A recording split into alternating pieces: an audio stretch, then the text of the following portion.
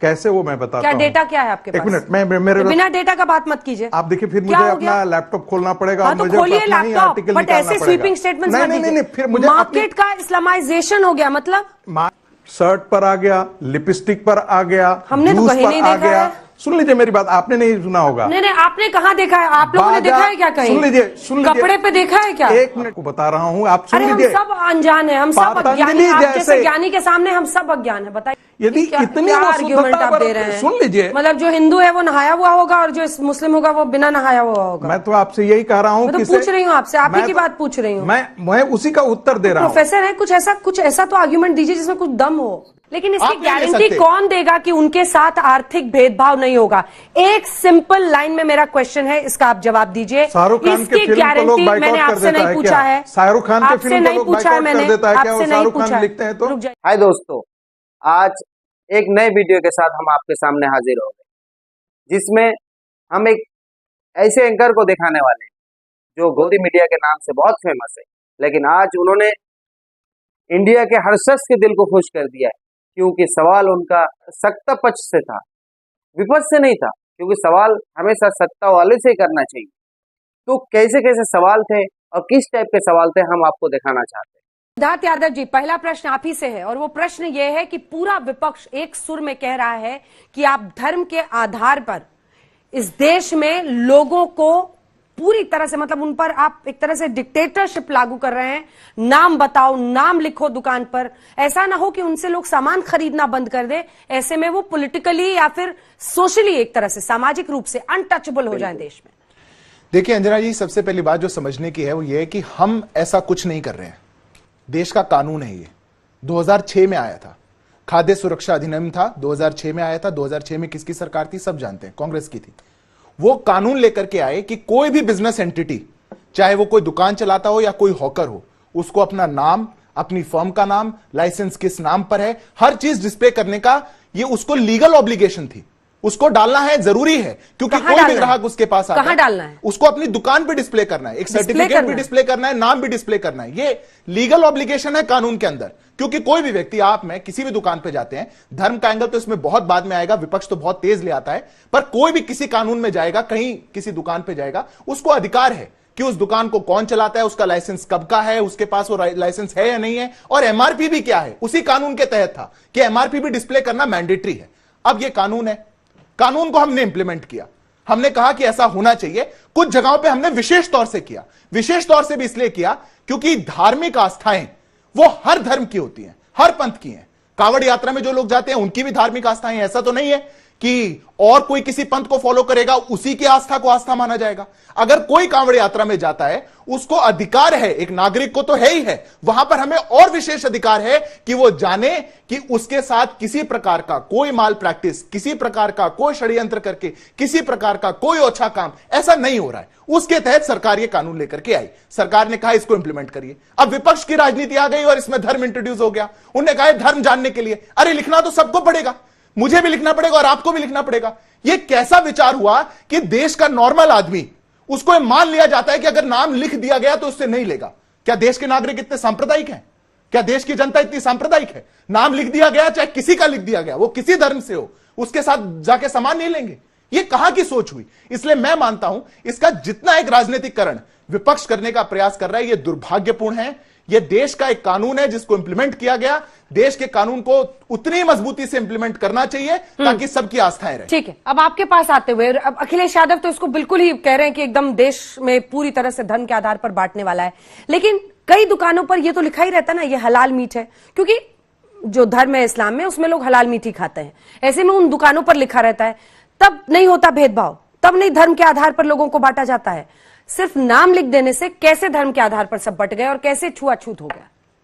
अंजना जी, आज गोपाल दास नीरज जी की जो देश के रत्न रहे हैं, कवि रहे हैं, उनकी आज पुण्यतिथि है और हाँ। देश का भविष्य भी यहाँ पर हमारे साथ बैठा है। मैं 4 लाइन की उनकी कविता के द्वारा आज अपनी बात को रखना चाहूंगा। अब तो मजहब कोई ऐसा भी चलाया जाए जिसमें इंसान को इंसान बनाया जाए। मौजूदा जो परिस्थिति है उसमें ये पंक्तियां भी आज लागू होती हैं जिसमें आपने आज मुझे चर्चा के लिए बैठाया है। मैं आपको बताना चाहता हूं, आज नाम की बात कौन कर रही है?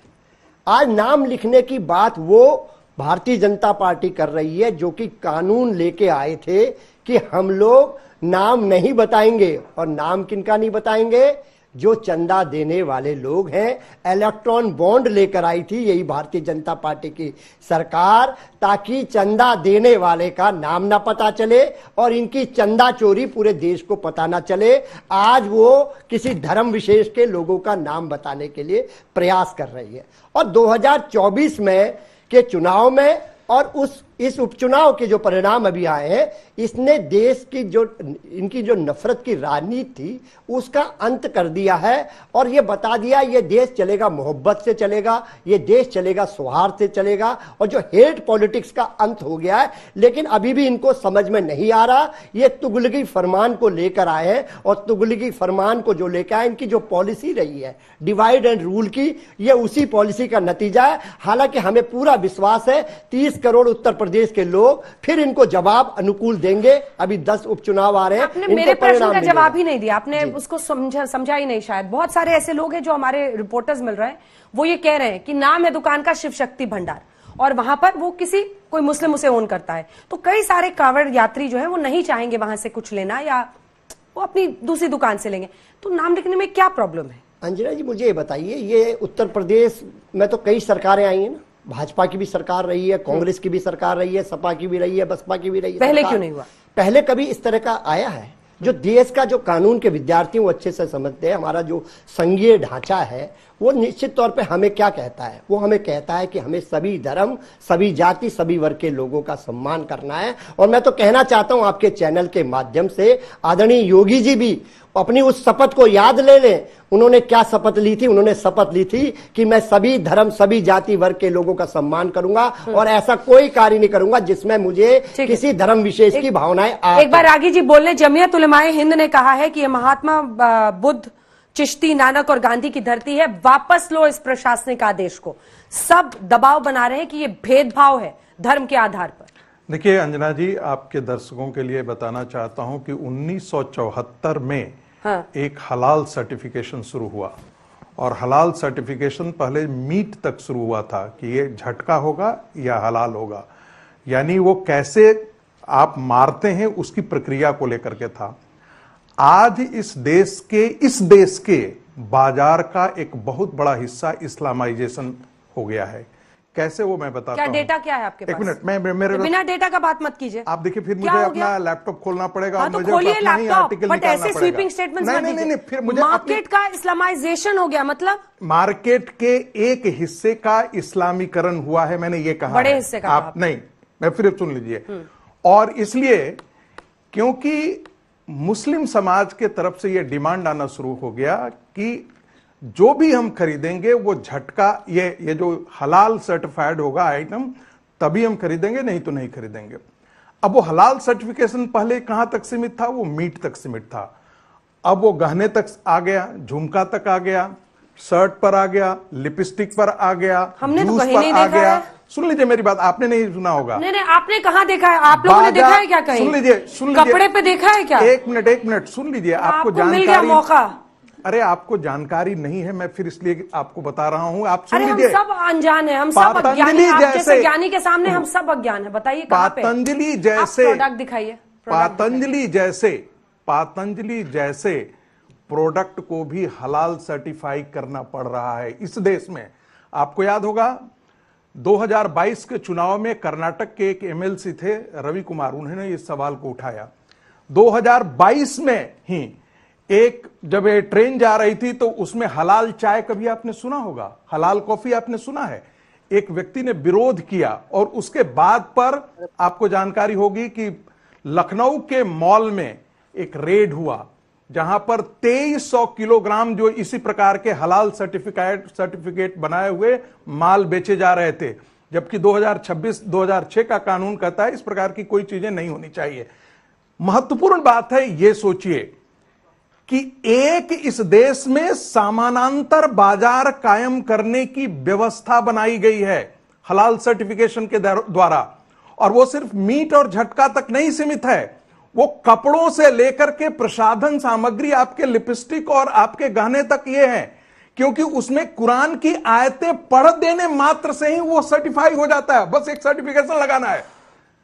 आप इस प्रकार के बाजार सुने हैं और फिर कहते हैं यदि उस पर बात की जाती है, लोग कहते हैं क्या है, ये मेरे आस्था का सवाल है। एक कावड़ वाले की आस्था क्यों? इसमें दो बातें निकल के आई।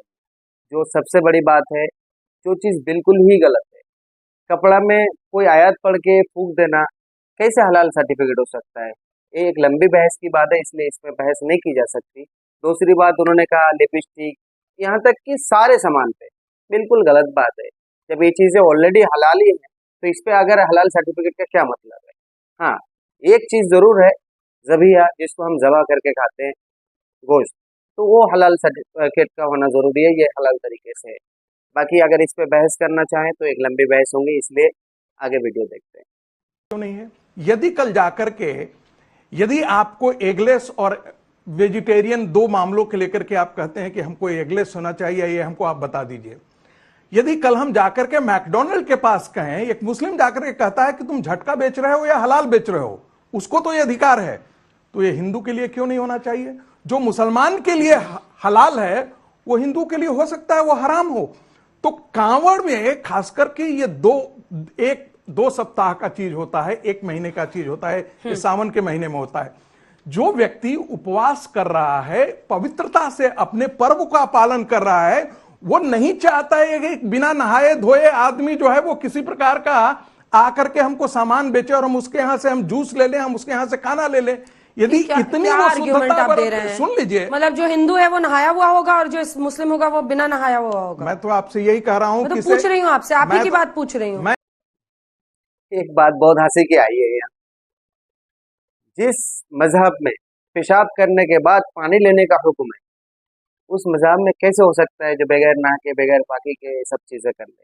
और दो चार लोग हों भी तो एक अलग चीज है, लेकिन ये बात बिल्कुल ही गलत है। ऐसे बिल्कुल बेबुनियाद बेमकसद की बातें नहीं करना चाहिए किसी भी मजहब के बारे में। फिर आगे भी मैं उसी का उत्तर दे रहा हूं। प्रोफेसर है, कुछ ऐसा तो आर्ग्यूमेंट दीजिए जिसमें कुछ दम हो। देखिए, मैं आपको, आप सुनना नहीं चाहते हैं तो आप लगता है कि आप ऐसे छात्र हैं जो तय कर लिया है कि हम कुछ भी अनुराग भदौरिया की तरह की जो किसे चाहे कोई भी प्रश्न पूछे हम उत्तर तो वही देंगे। सुन लीजिए मेरी बात, कार्यकर्ता का आप अपमान नहीं कर सकते। सुन लीजिए हमारे कार्यकर्ता का अपमान नहीं कर सकते। अच्छा, नहीं कर रहे हैं सर, विड्रॉ कर लिए, विड्रॉ कर लिए, ऑब्सेशन है उनका उनसे, विड्रॉ कर लिए। इसका सीधा ब्रेक में सीधा है कि कई बार आप देखते हैं कि जैसे हमारे यहाँ बिहार में इंडिया में तो नहीं अभी बिक रहा है ऐसा कोई हलाल लिपस्टिक। सुन लीजिए, मैं आर्गुमेंट में, देखिए फैक्ट्स पे बात करूंगी, आर्गुमेंट पे ही बात कर रहा हूँ, आप कहानियां बुनते रहेंगे यहाँ पे। मैं पूछ रही हूँ, आपने कहा कि बिना नहाए हुए व्यक्ति के हाथ से फल नहीं लेना चाहता, ये कैसे पता चलेगा कि जो हिंदू है वो नहाया हुआ है?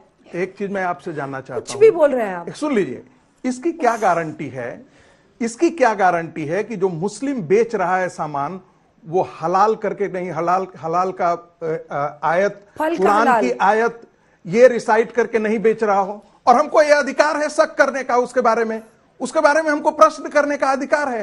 वो क्यों आप चाहते हैं? हो सकता है कि उसकी अपनी मान्यता क्यों किया गया ऐसे? क्यों कर रहे हैं? विपक्ष का आरोप है कि आप लोग फिर नफरत फैलाना चाहते हैं, धर्म के बीच में एक खाई आएगी ना, कई लोगों के मन में हो सकता है संकोच पैदा हो, वो नहीं लेना चाहे। ऐसे में अगर किसी भी अल्पसंख्यक समाज के व्यक्ति के साथ उसके धर्म की वजह से कोई सामान ना खरीदे, ये तो उसका आर्थिक बहिष्कार हो सकता है, ये बहुत खतरनाक है। छोटी सी टिप्पणी कर नहीं, अब रुक जाइए सिद्धार्थ, 10 सेकंड। एक बड़ा अच्छा बीजेपी के ही प्रवक्ता का तर्क को मैं यहाँ कर रहा हूँ कि जब नामकरण संस्कार होता है ना, तो बड़ा धूमधाम से माँ बाप अपने बच्चे का नाम, आपका भी किया होगा, मेरा भी किया होगा। अब आपका नाम क्या गंदा हो गया है जो आप उसको छुपाना चाहते हैं? आप बताते क्यों नहीं है भाई कि मेरा नाम सलीम है, मेरा नाम रहमान है? क्या परेशानी है आपको? इतनी ही तो पूछा जा रही है, तो कोई नहीं कह रहा है कि रहमान होगा। तो आप लोगों ने सुना किस तरह से बीजेपी वाले का मुंह बंद कर दिया अंजना कश्यप ने।